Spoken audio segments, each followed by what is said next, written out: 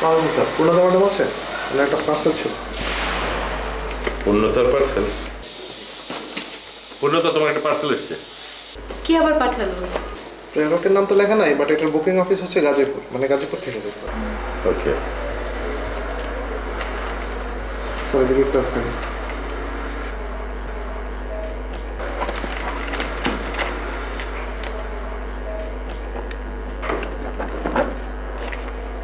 Okay sir, আসসালামু আলাইকুম।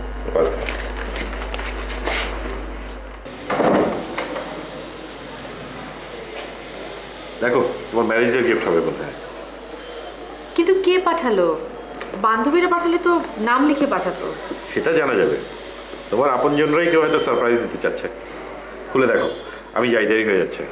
শোনো, লাঞ্চের পরপরে কিন্তু চলে আসবে প্লিজ। ওকে।